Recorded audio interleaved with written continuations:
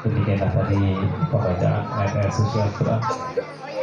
Rasulullah Shallallahu Alaihi Wasallam pernah bersabda di dalam riwayat Imam Muslim, "Iqra'ul Quran fa innahu ya'ti yaumal qiyamah syafi'an li ashabi." Mudah-mudahan bagi membaca ataupun kita yang mendengarkan mendapatkan syafaat uzma di yaumil qiyamah nanti. Amin ya rabbal alamin. Hadirin wal hadirat jamaah yang dirahmati Allah, kita meningkat kepada acara yang selanjutnya, yaitu ceramah agama yang akan disampaikan oleh guru kita Al-Karam wal Mukhtaram Al-Ustaz Abi Maki. Kepadanya kami persilahkan. Shallu ala Muhammad.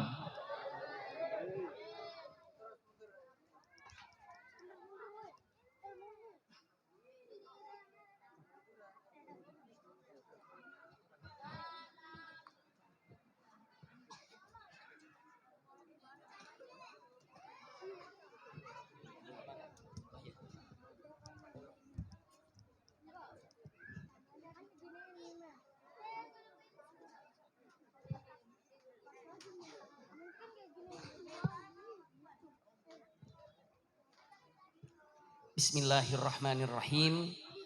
Assalamualaikum warahmatullahi wabarakatuh.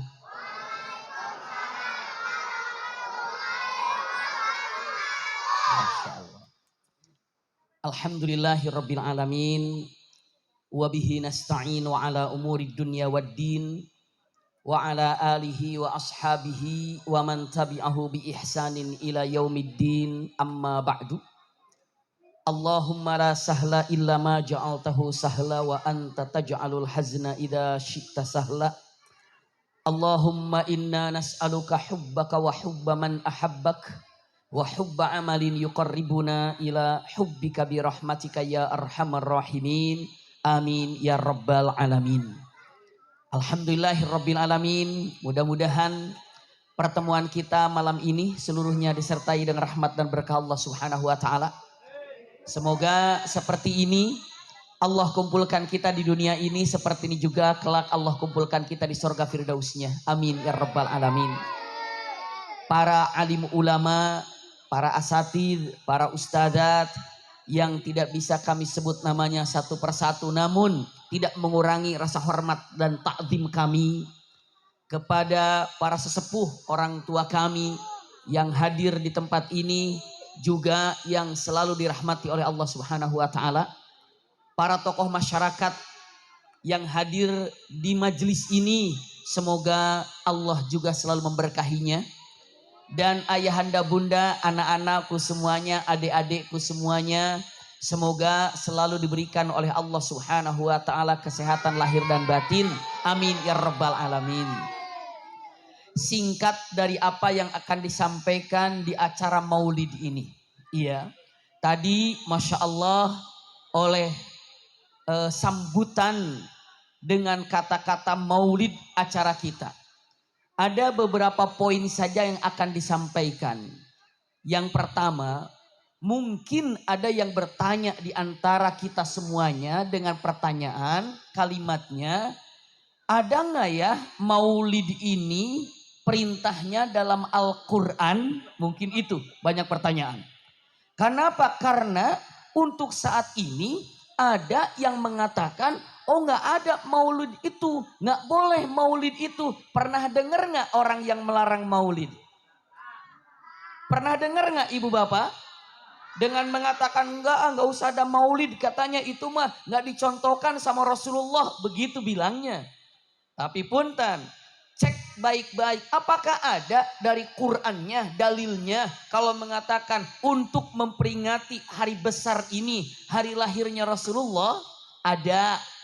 Simpel saja, lihat tafsirnya tentang kejadiannya Nabi Musa, tapi simpel disampaikan dengan singkat saja.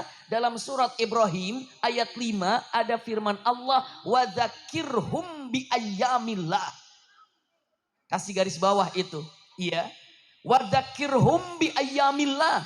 Artinya ingatkanlah, peringatilah hari-hari besar, hari-hari bersejarah yang Allah telah ukir di dunia ini. Turunnya Nabi Adam, silahkan ingat-ingat. Oh, pada bulan Muharram. Ingat-ingat itu Adam turunnya ke bumi itu bulan Muharram. Bagaimana ketika Nabi Nuh alaihissalam diselamatkan dari kapalnya yang selama beberapa bulan berada di atas air, maka ingatkan bagaimana peristiwa itu. Bagaimana kaum Nabi Lut dihancurkan. Karena apa? Karena LGBT-nya, ingatkan agar tidak terulang. Bagaimana keadaan Nabi Musa saat diselamatkan dari kejaran Fir'aun, itu adalah ingatkan bagaimana keagungan Allah. Ayamullah itu. Wadakirhum bi ayamillah. Dan punten, apakah hari lahir Rasulullah adalah hari besar apa tidak? Hari besar. Diingatkan apa tidak? Ingatkan, wadakirhum bi ayamillah. Itu sudah selesai satu dalil juga dengan mengatakan demikian. Jadi kepada teman-teman semuanya, sahabat-sahabat semuanya, para guru-guru semuanya, sudah tahu ternyata dalam Al-Quran kita diperintahkan untuk mengingatkan hari-hari besar yang Allah ukir terjadi di dunia ini. Salah satunya adalah hari lahirnya siapa? Rasulullah. Wadzakirhum bi ayyamillah. Satu itu. Yang kedua, ini sebagai pondasi dulu ini untuk semuanya. Karena sekarang ini banyak yang ingin mengadu dombakan umat Islam. Ingin dipecah belahkan umat Islam dengan berbagai macam cara. Di antaranya cara pemahaman di dalam maulid saja. Dengan mengatakan gak usah maulid. Gak ada dalilnya. Saya sampaikan itu satu dalil. Yang kedua, dua saja dalilnya. Nanti kita akan lihat bahasan selanjutnya. Yang kedua, ada di dalam kaidah usul fiqh. Dengan mengatakan ma la yatimul wajib illa bihi fahuwal wajib. Ya. Ini pegangan untuk kita semuanya. Ma la yatimul wajib illa bihi fahuwal wajib. Artinya adalah apapun yang menyebabkan sempurnanya yang wajib, maka itu menjadi hukumnya wajib. Contoh, sholat isya hukumnya apa? Wajib. Kalau wudhu saja, wudhu sendiri itu hukumnya apa? Saya mau wudhu Kenapa wudhu? Ya saya wudhu saja, mau tidur saya wudhu, hukumnya apa? Mau wudhu, mau tidur wudhu, hukumnya apa? Sunnah. Mau ke pasar wudhu dulu, hukumnya apa? Sunnah. Mau ketemu teman, mau jalan-jalan wudhu dulu, hukumnya apa? Wudhu itu hukumnya sunnah. Tapi sholat hukumnya wajib. Kalau sholat tidak wudhu, jadi nggak sholatnya? Berarti kalau wudhu untuk sholat, wudhunya jadi wajib. Mala yatimul wajib illa bi fahuwal wajib. Sekarang punten, mencintai Rasulullah hukumnya apa? Mencintai Rasulullah hukumnya apa? Wajib. Berarti apapun yang menumbuhkan rasa cinta kepada Rasulullah akan berpahalakan wajib. Sekarang duduk di sini, mendengarkan kajian tentang Rasulullah. Untuk apa? Menambahkan rasa cinta kepada Rasulullah. Berarti pahalanya pahala apa didapatkan? Wajib. Ini gambarannya. Ingat ya, bukan berarti memperingati maulid wajib, tidak. Tapi pahala untuk memperingati maulid itu pahalanya sebanding setara dengan pahalanya wajib. Karena mencintai Rasulullah hukumnya wajib. Ini gambarannya. Iya. Dengan mengatakan dua saja, cukup dua saja. Masih banyak, tapi dengan dua saja kayaknya sepertinya sudah cukup untuk kita kokohkan bahwa yang namanya memperingati maulid ini insya Allah biiznillah banyak manfaatnya dan banyak berkahnya. Amin ya rabbal alamin. Kita lanjutkan. Ya sudah, kalau gitu kita maulid. Apa yang akan kita bicarakan dalam maulid? Yuk kita bicara untuk mengetahui pepatah nasihat Rasulullah. Iya. Oh, ada kucing di belakang. Masya Allah. Ya. Pepatah dan nasihat Rasulullah. Apa? Kita ikutin ya nasihat Rasulullah, pepatahnya apa? Pertama, lihat, renungkan bunda, ayahanda, anak-anakku semuanya. Sampaikan kalimatnya Rasulullah mengatakan ini beberapa nasihat. Ittaqil maharim takun a'badan nas. Satu, nasihat Rasulullah. Kata Rasulullah, jauhi dari apa-apa yang diharamkan oleh Allah, maka engkau menjadi ahli ibadah. Ulangi lagi, simpan baik-baik. Jauhi apa yang Allah larang, jauhi apa yang diharamkan, maka engkau menjadi ahli ibadah. Ternyata Bu, Pak, ahli ibadah itu bukan orang yang selalu di masjid. Rasulullah tidak mengatakan itu. Ahli ibadah itu bukan orang yang selalu tahajud. Ahli ibadah itu bukan orang yang selalu baca Quran. Ahli ibadah itu bukan selalu saum. Ahli ibadah itu bukan selalu sedekah. Ternyata Rasulullah katakan ahli ibadah itu yang pandai menjauhi maksiat. Itu ahli ibadah. Ulangi lagi. Ahli ibadah ini adalah orang yang pandai menjauhi apa? Maksiat. Coba di masjid. Ada nggak orang ke masjid tapi maksiat? Ada nggak? Ada. Ada nggak orang sholat di masjid tapi pulangnya nyuri apa tuh? Nyuri sendal. Pengalaman semuanya kompak sendal. Iya. Iya. Punten, ini adalah orang bisa sambil ibadah tapi sambil melakukan apa? Maksiat. Kenapa? Karena intinya ibadah itu untuk menjauhkan daripada maksiat. Sekali lagi ini nasihat Rasulullah loh. Ahli ibadah sebenarnya adalah ahli ibadah yang sebenarnya adalah orang yang pandai menjauhi dari apa-apa yang diharamkan oleh Allah. Itu ahli ibadah. Masya Allah. Kata Allah ini haram, jauhi. Kata Allah ini haram, jauhi. Maka punten, ini ahli ibadah. Kalau melanggar perintah Allah, hati-hati berbuat dosa. Kalau udah berbuat dosa, paling tidak, nih simpan ibu bapak baik-baik. Kalau berbuat dosa, paling tidak nikmat itu hilang, Bun. Nikmat itu hilang, Pak. Kalau ibu bapak berani melakukan dosa, berarti siap kehilangan nikmat. Contoh, nih punten. Dosa menghilangkan apa? Nikmat. Kita mau kasih cerita. Dulu di zaman Nabi Musa, di zaman Nabi siapa? Nabi Musa. Kemarau panjang. Tahu kemarau? Apa kemarau itu? Musim panas. Berarti enggak apa itu? Enggak hujan. Masya Allah. Iya. Ini anak-anak kita di depan ini luar biasa. Iya. Semangat ngajinya. Mudah-mudahan jadi anak-anak yang soleh. Penerus bangsa. Jadi ulama. Masya Allah. Amin. Ya Rabbal Alamin. Waduh, yang paling keras kayaknya yang paling banyak makannya ini. Ya.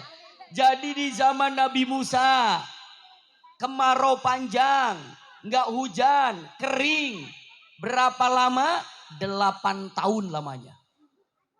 8 tahun nggak hujan. 8 tahun kering, 8 tahun nggak ada setetes air pun jatuh. Bingung Bani Israel, datang ke Nabi Musa berbondong-bondong. Ya Musa, ini kenapa nggak hujan-hujan? Ada apa Musa? Kata Nabi Musa, beginilah.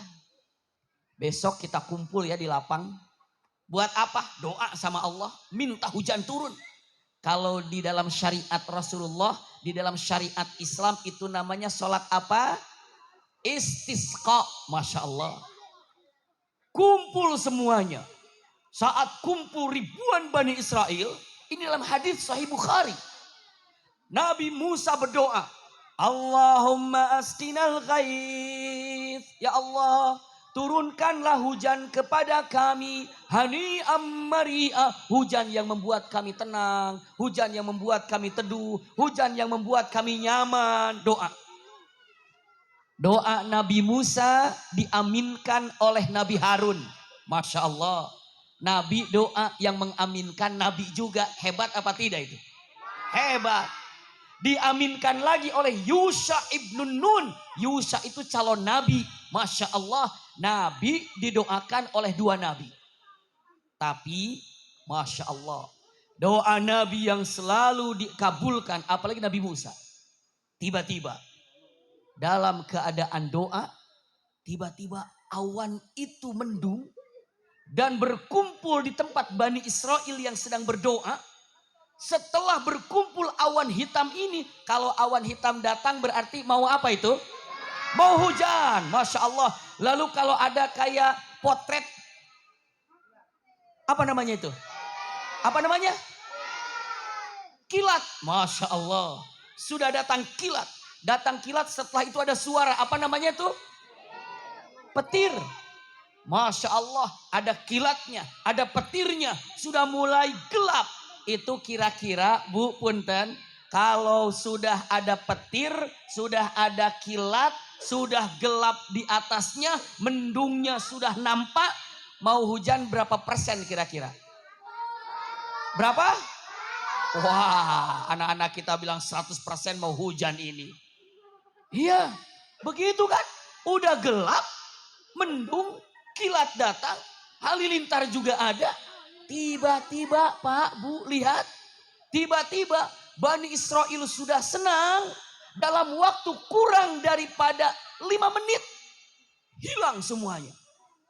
Mendung pergi, kilat entah kemana, halilintar pergi. Tidak ada lagi awan hitam, yang ada terang kembali panas. Aneh kan? Ini kenapa panas ini? Sampai bertanya kepada Nabi Musa. Dengarkan kisah yang luar biasa ini. Ya Musa, apa yang terjadi? Barusan nampak akan terjadi hujan. Tapi padahal awan sudah berkumpul. Sudah nampak hitam. Bahkan halilintar ada. Bahkan kilat pun ada. Tapi kurang dalam waktu 5 menit. Awan itu sirna. Kilat itu pun sirna. Halilintar itu pun hilang. Bahkan kembali panas seperti biasa. Ada apa Musa? Nabi Musa bertanya kepada Allah. Ya Rabb, kenapa tidak jadi kau turunkan hujan? Padahal kami sudah berharap karena 8 tahun tidak turun hujan. Ada apa ya Rabb? Ada apa? Allah jawab. Wahai Musa, aku akan turunkan hujan ke tempat kalian. Namun ada yang menghalangi hujan itu untuk tidak turun. Ada penghalangnya ya Rabb? Ada. Apa yang menghalanginya? Jawabannya, dihalangi oleh seseorang dari ribuan Bani Israel. Ada satu orang yang berbuat maksiat dan dia belum taubat. Satu orang berbuat maksiat dan belum taubat, itu yang menghalangi hujan tidak turun. Satu orang, bayangkan itu. Lalu Nabi Musa membalikan badannya ke Bani Israel. Kalimatnya, ya Bani Israel, hai kalian Bani Israel, apakah kalian lihat tadi akan hujan? Ya. Apakah kalian lihat tadi ada kilat? Ya. Apakah kalian dengar tadi halilintar? Ya. Tapi dalam waktu sekejap hilang? Ya. Tahu penyebabnya? Tidak ya Musa. Penyebabnya ada di antara kalian satu orang yang berbuat maksiat dan belum taubat. Subhanallah. Lalu Nabi Musa mengatakan, maka saya mohon, saya minta satu orang yang berbuat dosa itu sekarang keluar dari sini. Keluar dari sini. Kenapa? Karena menjadi penghambat bagi kita semuanya. Keluar. Satu orang itu ada di dalam nggak Bu, Pak? Ada. Yang satu orang itu merasa, ya Allah, saya yang berbuat dosa dan saya belum taubat.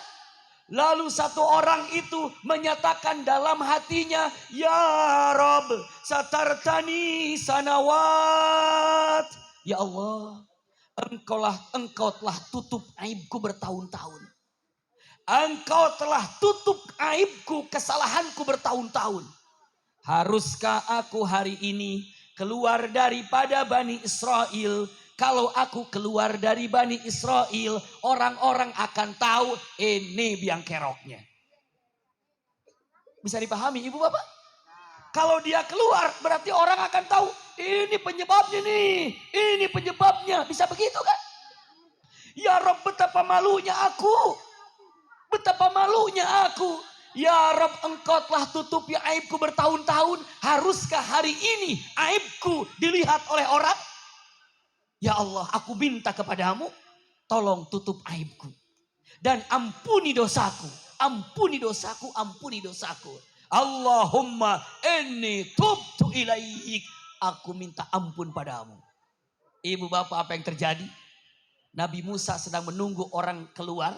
Tidak ada yang keluar. Tiba-tiba mendung segera datang. Halilintar tiba. Kilatnya sampai dan hujan deras. Hujannya deras. Nyaman, nikmat, hani'am, mari'a. Tiba-tiba Bani Israel bertanya, Musa, katanya hujan tadi tidak turun karena ada satu orang yang berbuat dosa. Yang mana orang itu belum taubat. Engkau telah perintahkan orang ini untuk keluar. Tapi kenapa sebelum ada yang keluar dari kami, hujan sudah turun. Nabi Musa langsung bicara kepada Allah, ya Rabb, belum juga ada yang keluar dari kami. Kenapa kau turunkan hujan? Apa kata Allah? Hai Musa, satu orang yang berbuat dosa itu baru saja tobat. Baru saja tobat. Dengan diterimanya tobat dia, aku turunkan hujan. Masya Allah. Lalu Nabi Musa bertanya, ya Rabb, mana orangnya? Aku ingin ucapkan terima kasih. Mana orangnya? Allah katakan, Musa, maaf ya, itu urusanku dengannya. Aku akan tutup aib hambaku. Sekalipun kau meminta mana orangnya, aku tidak akan kasih tahu. Karena ini adalah rahasia aku dengannya. Subhanallah. Ibu bapak kalau mau tobat kepada Allah gak usah malu. Kenapa? Karena punten, Allah akan menutupi aib kita. Ini gambarannya.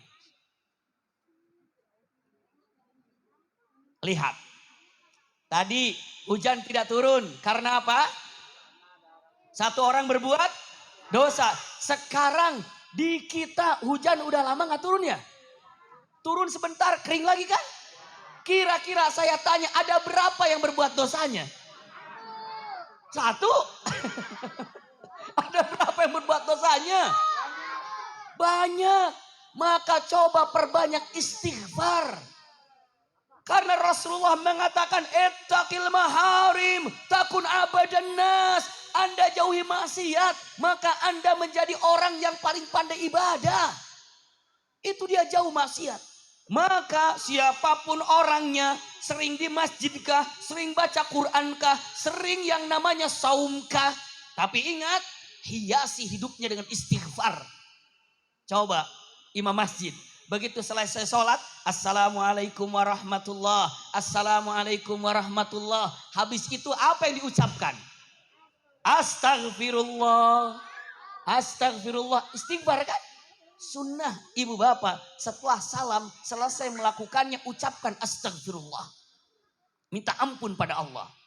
Minta maaf kepada Allah. Kenapa? Karena tidak sempurna kita melaksanakan ibadah itu.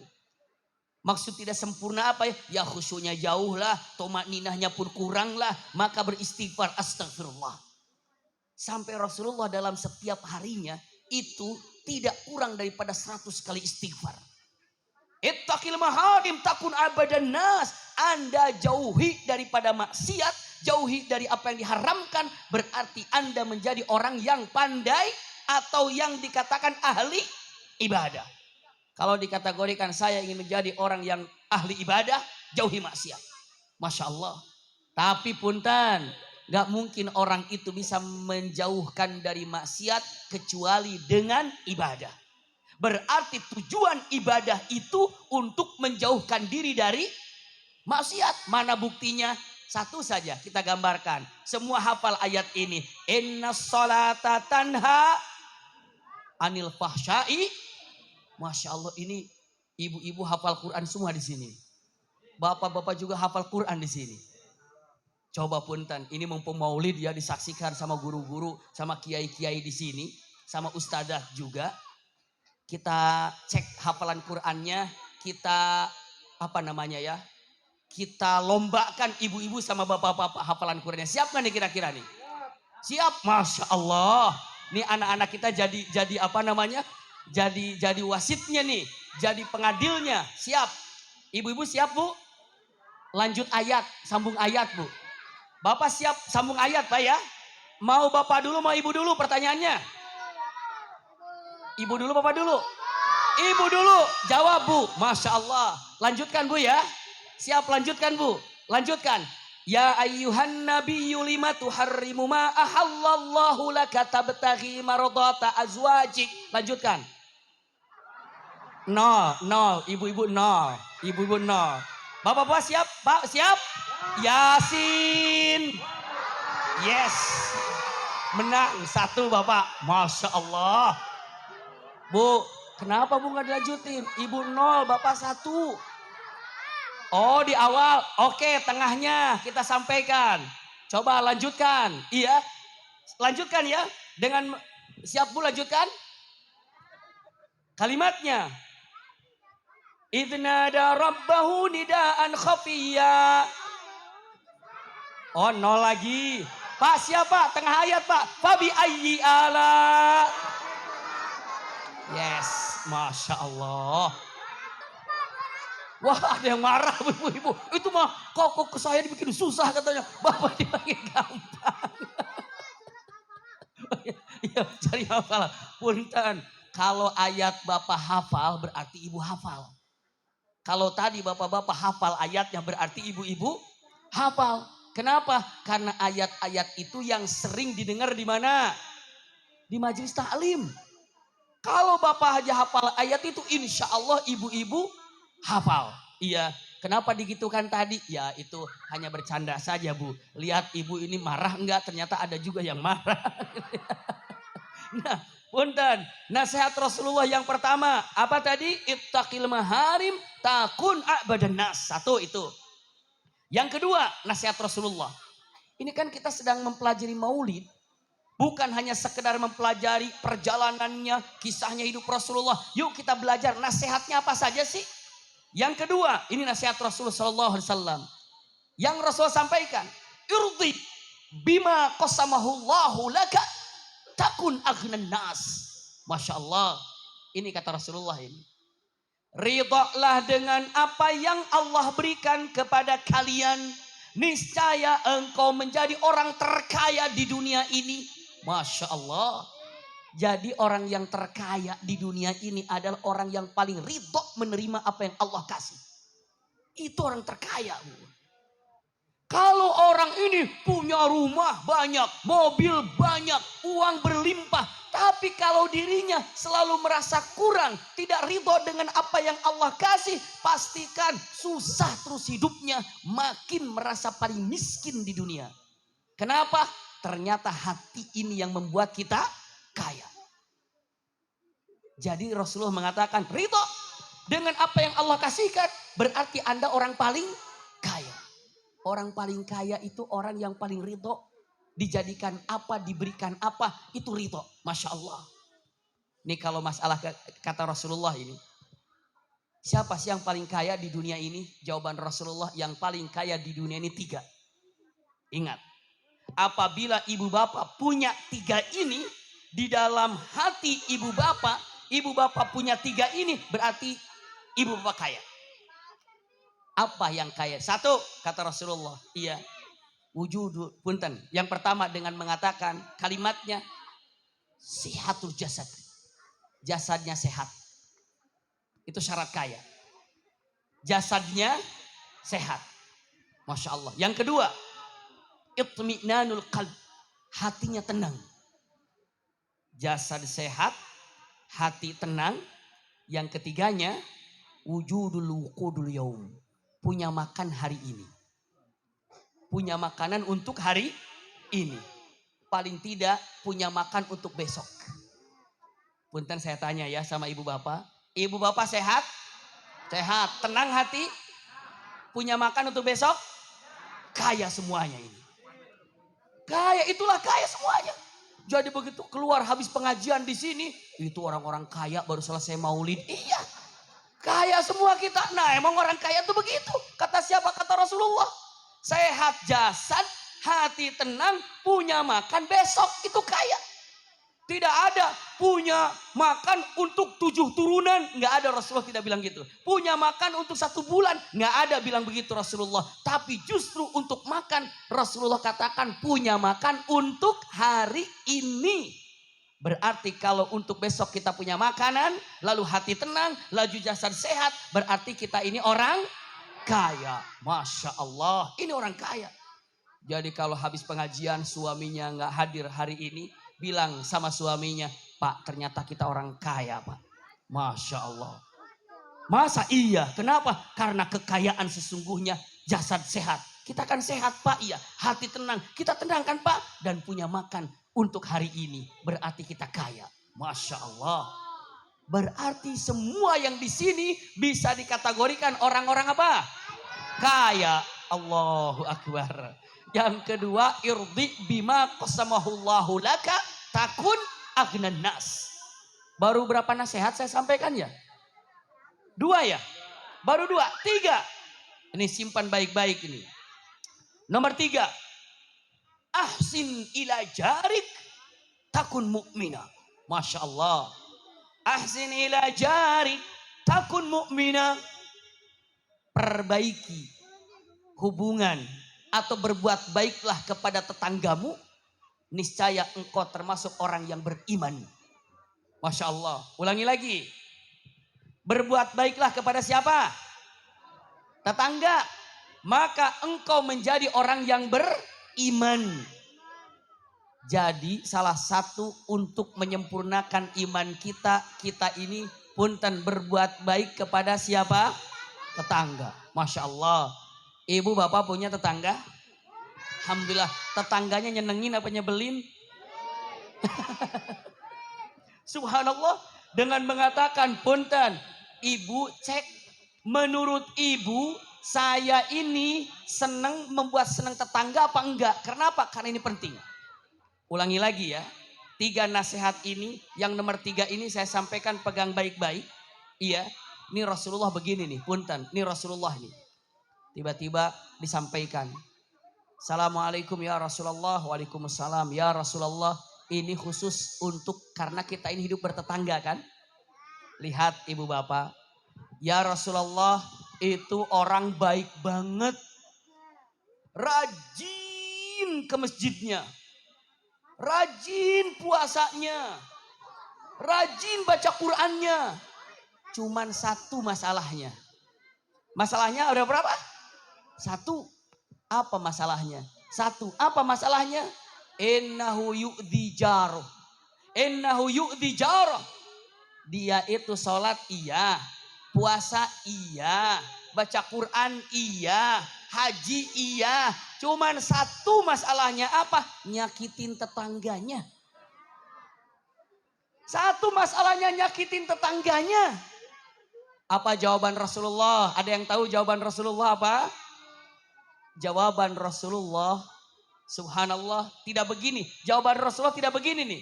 Jawaban Rasulullah tidak begini. Nggak apa-apa nyakitin tetangga, yang penting masih sholat. Nggak begitu. Nggak apa-apa nyakitin tetangga, yang penting masih baca Quran. Tidak begitu jawabannya. Tapi apa kata Rasulullah? Jadi dia itu sholatnya rajin? Iya ya Rasulullah. Dia itu puasanya rajin? Iya ya Rasulullah. Masalahnya apa? Masalahnya cuma 1 apa? Cuma nyakitin tetangganya. Rasulullah dengan tegas mengatakan, innahu finnar. Dia di neraka. Subhanallah. Dia di mana bun? Di neraka. Gara-gara apa? Nyakiti tetangga. Astagfirullah. Gara-gara nyakiti tetangga, ahlun nar. Berarti punten, siap untuk disampaikan sekali